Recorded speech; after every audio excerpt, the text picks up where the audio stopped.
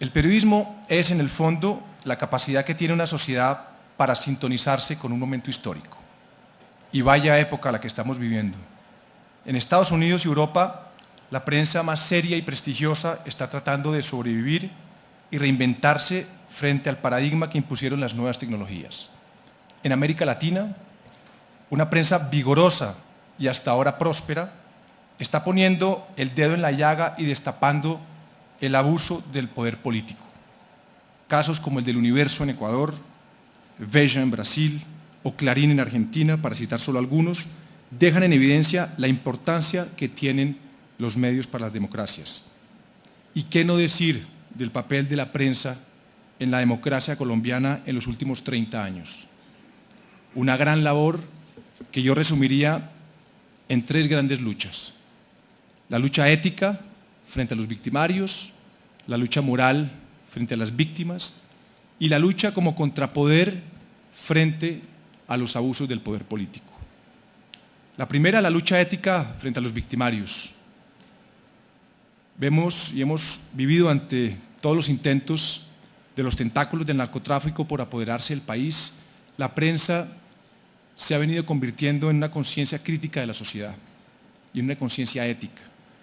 Desde la época de Pablo Escobar, que trató ya no solo de apoderarse de la economía, sino de la política, y logró llegar al Congreso, y fue un hombre desde la sociedad, desde la prensa, desde el espectador, un maestro para las nuevas generaciones, Guillermo Cano, quien señaló con el dedo hasta dónde podíamos permitir y dónde estaba la línea de lo éticamente tolerable. En su momento fue visto como un fundamentalista moral, era estigmatizado.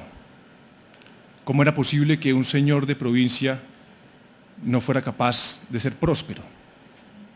Guillermo Cano fue asesinado y en ese momento la prensa colombiana cerró filas. Cerró filas frente a la ética pública, cerró filas frente a la dignidad y fue un ejemplo de solidaridad, de cómo hubo un apagón informativo de 24 horas para mostrarle a la sociedad lo que significaba un país sin medios de información, un país sin libertad de prensa y libertad de expresión.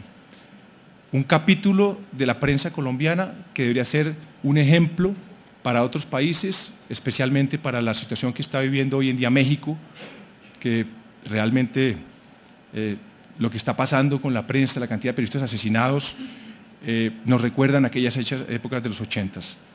Pero como si esto fuera poco, después de esa guerra que declara Pablo Escobar contra la sociedad, contra el Estado y contra la prensa, y que pierde, sigue una nueva cara, la cara del cartel de Cali, la cara de los Rodríguez Orejuela, cuyos tentáculos nuevamente el narcotráfico se dan cuenta que no pueden declararle la guerra al país y deciden comprar la política, y esos tentáculos se infiltran en el Congreso y se infiltran en las campañas presidenciales, y nuevamente la prensa, ahí vigilante, destapa el escándalo del proceso 8000, nuevamente defendiendo esa ética pública.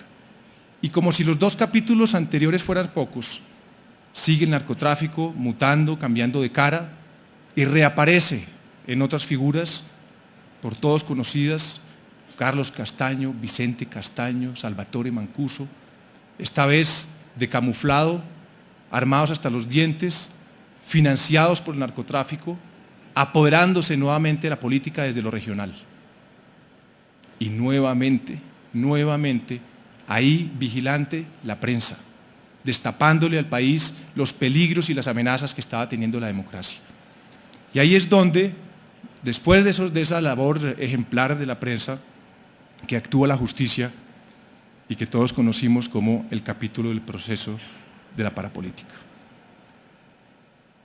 La segunda gran lucha es la lucha moral frente a las víctimas. La pregunta aquí es cuál es el papel de la información y cómo se valora la vida en un país atravesado por la cultura de la muerte.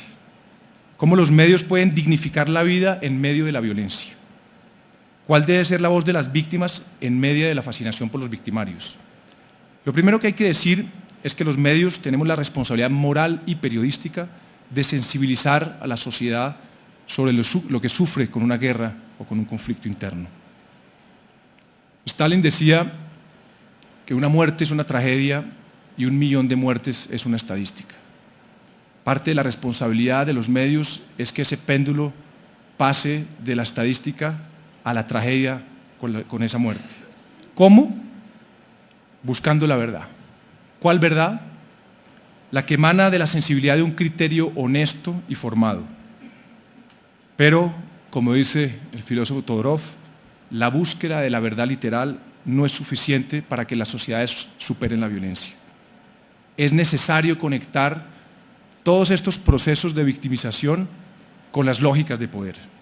Entender que la violencia no es un fenómeno natural, sino producto de un contexto político, histórico y cultural. De cómo, por ejemplo, en Colombia, ganaderos se organizaron en grupos de autodefensa para defenderse de las extorsiones y secuestros de la guerrilla y rápidamente terminaron formando ejércitos de paramilitares que cometieron las peores masacres, desplazaron millones de campesinos y se aliaron con la clase política para capturar el Estado y ejercer un control territorial. Es entender de cómo la barbarie que hemos vivido en Colombia no es un problema de unos desadaptados o de una irracionalidad, sino todo lo contrario, de una racionalidad política, económica y social, con objetivos muy claros. El fenómeno del paramilitarismo se extendió en el país como una mancha de aceite durante 8 años sin que nadie dijera nada. Las pocas voces que se atrevían a denunciar eran acalladas, asesinadas o estigmatizadas. Y fue solo hasta que la prensa investigó y denunció que la justicia actuó y puso contra la pared a gran parte de la clase política en un capítulo ejemplarizante para la separación de poderes en nuestra democracia. En donde los medios debemos hacernos una reflexión es en la voz o en la falta de ella que le estamos dando a las víctimas y las poblaciones vulnerables. Desfilan ataúdes, madres lloran a sus hijos ante las cámaras, vemos huérfanos, vemos viudas, pero ¿importan? ¿Le importan al país? ¿Le importan a las clases dirigentes? ¿Le importan a los medios? El mundo rural, donde ocurre gran parte de estos actos violentos, se ha ido incorporando al imaginario de nación a través de los medios por la vía de la muerte. La Rochela, Patascoy, Las Delicias, Puerres, El Salado, Macayepo, Mapiripán, van dibujando una geografía del territorio en nuestras mentes a través de la estela de la violencia. La otra deuda que tenemos como periodistas, sobre todo la televisión, es en la dignidad. Esa visión periodística misericordiosa y asistencialista con las víctimas y las poblaciones vulnerables ha terminado siendo contraproducente. Las despolitiza, les arrebata su ciudadanía y las despoja de su igualdad.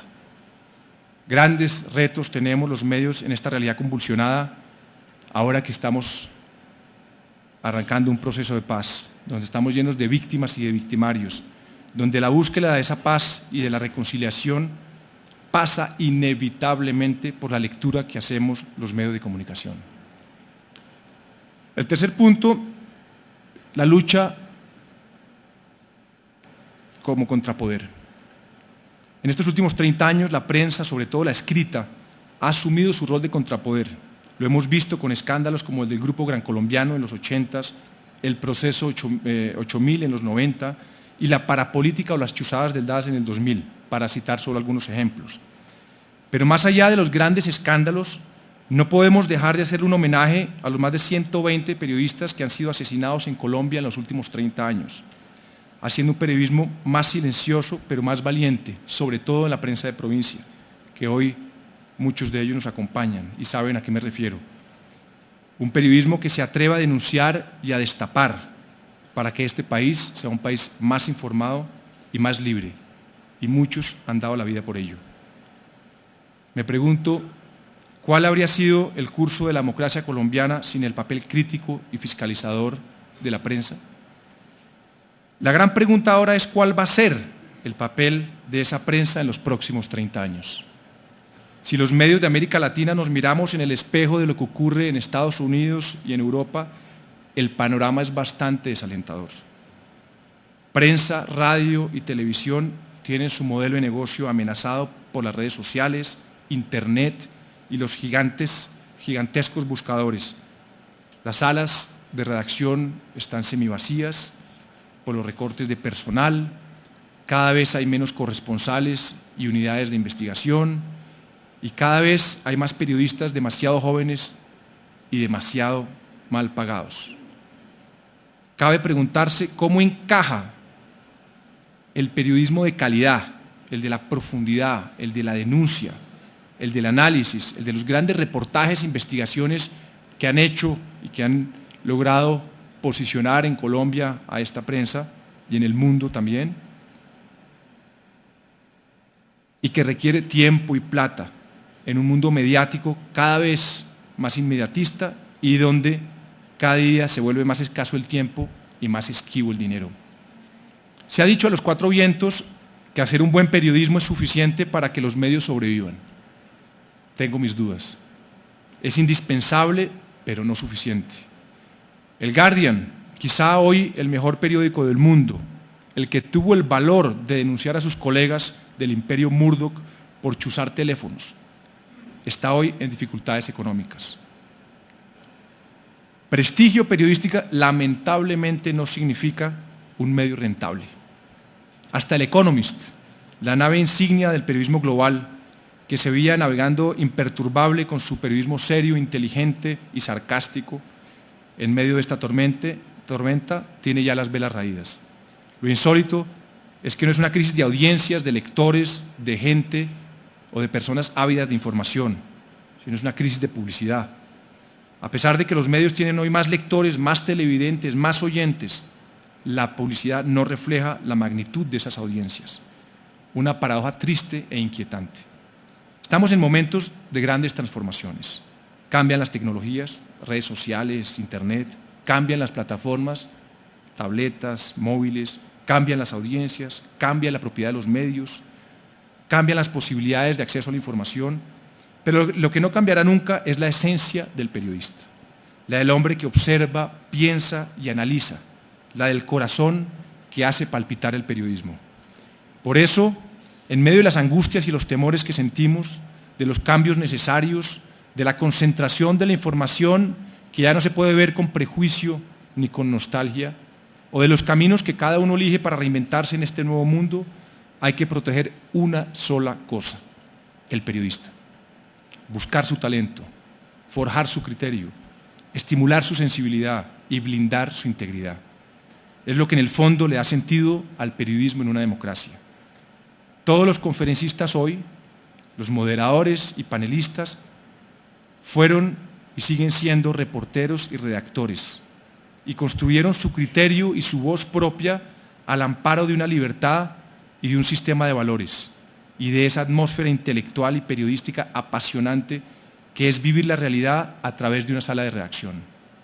Atmósfera que va desde la gloria que saborearon Woodward y Bernstein con Watergate en el Washington Post, hasta la reflexión y autocrítica que debieron hacerse el Wall Street Journal y el New York Times de por qué se engendró la peor crisis del capitalismo financiero en su historia en sus narices y no se dieron cuenta.